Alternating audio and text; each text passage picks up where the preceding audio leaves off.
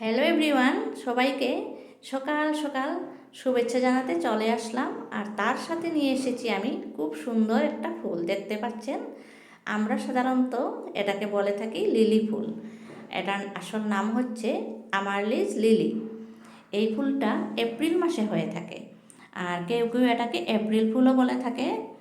এত সুন্দরভাবে ফুটে রয়েছে আমার বাগানে এই ফুলগুলো, তাই আপনাদের সাথে এই ফুলের ভিডিও শেয়ার না করে আর থাকতে পারলাম না।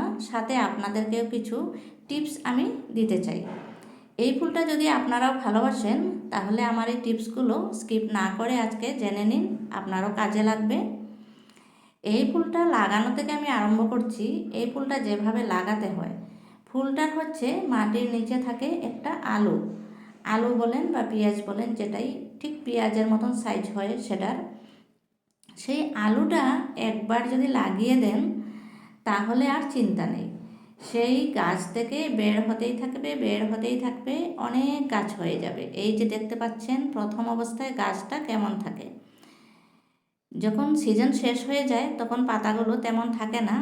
আর সিজন আসার সাথে সাথে এভাবে মাটির নিচ থেকে পাতা বের হয়, তারপরে এই যে কলার মতন করে ফুলের কলিটা বের হয়, তারপরে একটাতে 4টা বা 5টা ফুল হয়।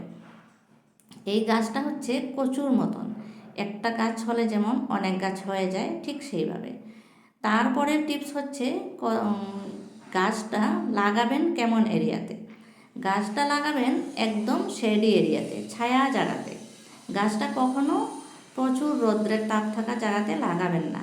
এই গাছটা যেমন প্রচুর রৌদ্র পছন্দ করে না, ঠিক তেমনি বেশি জলও পছন্দ করে না।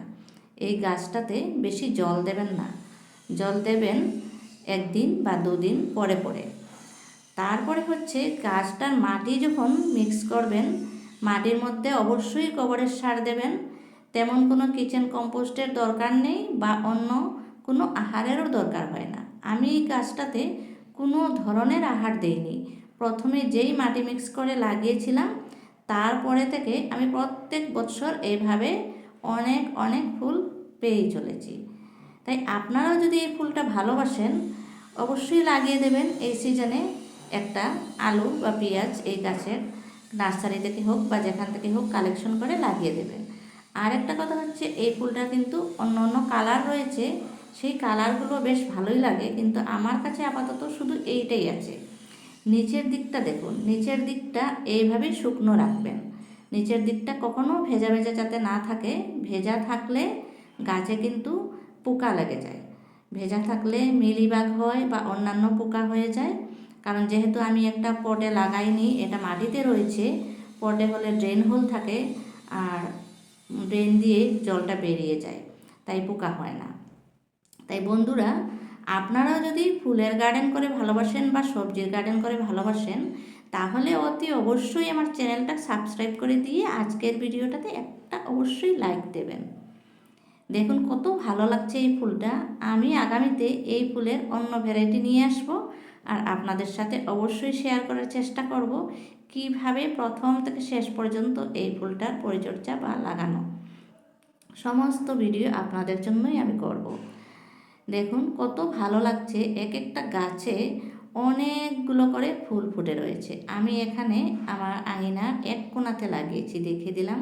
আর এই কর্নারটা, সমস্ত কর্নারটা এই ফুল দিয়ে আমি ভরে দিতে চাই, কিন্তু তার মধ্যে মধ্যে কিছু অন্য ফুল দেখা যাচ্ছে, সেগুলো আমি স্কিপ করে দেব। একটা গোলাপের গাছও হয়ে গেছে, সাদা গোলাপের গাছ, সেটাও আমি অন্যত্র সরিয়ে দেব। এক জায়গাতে যদি একই ফুল থাকে, তাহলে কিন্তু দেখতে বেশ ভালোই লাগে। এই যে দেখুন, আর তার সাথে সাথে যদি 2-3টা কালার হয়, তাহলে তো বলাই যায় না, একদম অনেক ভালো লাগে। আপনারা সবাই ভালো থাকুন, সুস্থ থাকুন, হ্যাপি গার্ডেন।